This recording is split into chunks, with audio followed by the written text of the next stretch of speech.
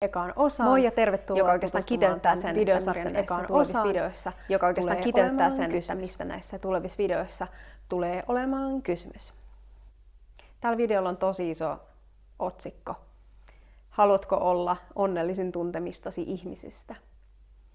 Ja mä luulen, että tää on pikkusen provosoiva jopa. Se on ehkä tahallaankin muodostettu vähän provosoivaksi. Tämä kuitenkin perustuu siihen, että mä haluan puhua nyt tästä aiheesta oikeasti ihan omasta sydämestä ja tosi vahvasti omasta kokemuksesta. Mä voin nimittäin sanoa ihan rehellisesti, että mä olen kaikista mun tuntemistani ihmisistä kaikista onnellisin.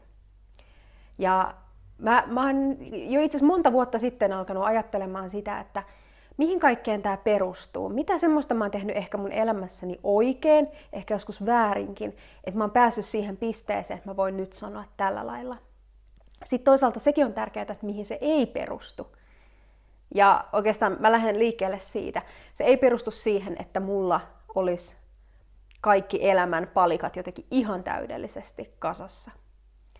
Mulla on edelleen semmoisia aihealueita ja teemoja elämässä, että mä todella haluan niitä kehittää. Mulla on oikeasti haasteita, jopa hetkittäin, ja joinain päivinä tuntuu, että mulla on ihan oikeita ongelmiakin. Mutta se, mihin se perustuu, se mun semmoinen syvä onnellisuus, on jotain ihan muuta kuin nämä vallitsevat olosuhteet, jotka vaihtelee käytännössä päivittäin, kuukausittain. Onnellisuus tarkoittaa tietenkin kaikille meille tosi erilaisia asioita, mutta mä jotenkin ajattelen sen semmoisena tosi syvänä rauhan ja seesteisyyden tunteena, jota mikään ulkopuolinen elementti sun elämässä, mun elämässä ei oikeastaan pysty horjuttamaan. Joskus on sanottu tämmöinen aika hyvä lausahdus tämmöisiin niin kuin elämän huonoihin hetkiin, huonoihin päiviin.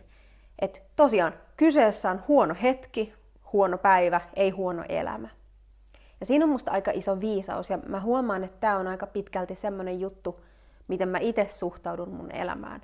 Kun tulee niitä haastehetkiä ja ongelmia ratkottavaksi, niin mä tiedostan, että mulla on se suuri kokonaisuus on mulla todella hyvin, todella hyvää, onnellista, rauhaisaa.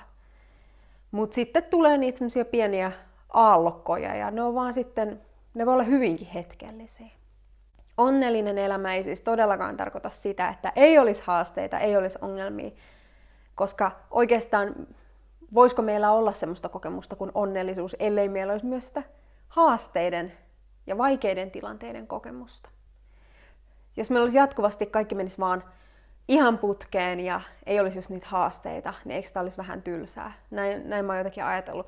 Ei niitä tosi hyviä hetkiä kokisi samalla lailla. Ei olisi ehkä semmoista kiitollisuutta, tämä on tärkeä aihe, niistä jutuista, mitkä sitten onnistuu, mitkä menee hyvin. Kiitollisuus on semmoinen teema, mille oikeasti pyhitetään ihan oma video tähän, mutta ihan pari sanaa siitä. Mä oon tehnyt aika aktiivisesti sellaisia kiitollisuusharjoituksia itse, ja mä oon myös mun asiakkaille ja ihan tutuille ja ystäville ja läheisillekin koittanut sitä vähän niin kuin opettaa eteenpäin. Ihan sen takia, että musta on yksi semmoinen kaikista vahvin onnellisuuden väline. Ja jotenkin semmoinen kiitollinen olo joka päivä, mitä se tekee meille? No se ohjaa meidän mielen kiinnittämään huomiota just niihin asioihin, mitkä oikeasti on tosi hyvin.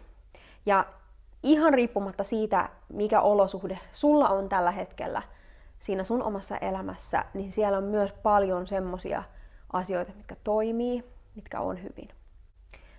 Tämmönen sananparsi, kun että mihin huomiosi kiinnität, se kasvaa. Ja mä uskon siihen tosi vahvasti, ja se on semmoinen, mitä itse pyrkii harjoittamaan ja missä mä pyrin aktiivisesti mun mieltä treenaamaan. Esimerkiksi niiden omien haasteiden ja ongelma-alueiden kanssa. Mitä enemmän mä kiinnitän huomiota ongelmiin ongelmina ja negatiivisina juttuina, ja silloin mä myös treenaan sitä mun omaa mieltä aina niin kuin linkittämään sen tietyn asian ja negatiiviset tunteet, kokemukset, kaikenlaisen toivottomuuden, stressin yhteen. Ja sitä mä en halua tehdä, vaan mä nimenomaan haluan fokusoida siihen, mikä toimii, mikä on jo hyvin, mitä mahdollisuuksia esimerkiksi mulla on ylittää näitä mun haasteita ja mun omia ongelmia.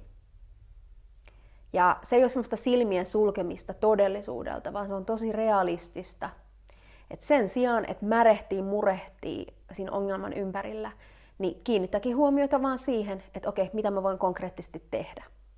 Mitkä on niitä pieniä askeleita, joilla mä pystyn edistämään sitä haasteen ratkeamista. Tässä videosarjassa käsitellään monia erilaisia aiheita ja teemoja, mitkä mun mielestä ja ihan tutkimustenkin perusteella lisää ihmisten onnellisuutta, lisää hyvinvointia, lisää terveyttä ja lisää sitä nimenomaan mielen fokusoitumista niihin asioihin, mihin sä voit vaikuttaa, mistä voit olla kiitollinen, miten sä voit asennoitua, miten sä voit suhtautua. Ja ruvetaan treenaamaan näitä yhdessä.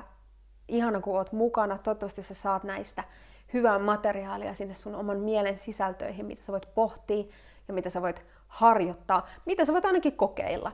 Sinähän ei menetä mitään. Yksi tosi tärkeä teema-alue tulee olemaan se, että tee enemmän sitä, mikä toimii. Ja sä kyllä huomaat, että mikä toimii just sulle ja mikä ei toimi. Niin oikein vahvasti ala enemmän hyödyntämään sitä just, mikä toimii. Koska se on portti ja tie sinne hyvinvointiin tosi vahvasti. Liittyy se sitten mihin tahansa sun elämän osa-alueeseen. Mutta ehkä me nyt näissä videoissa eniten just keskitytään siihen omaan asenteeseen, omaan mieleen, sen ymmärtämiseen ja myös semmoiseen niin kuin positiiviseen mielenhallintaan, tiedostamisharjoituksiin, tietoisuustaitoihin. Kiva, kun oot mukana. Jää seuraamaan. Moi moi!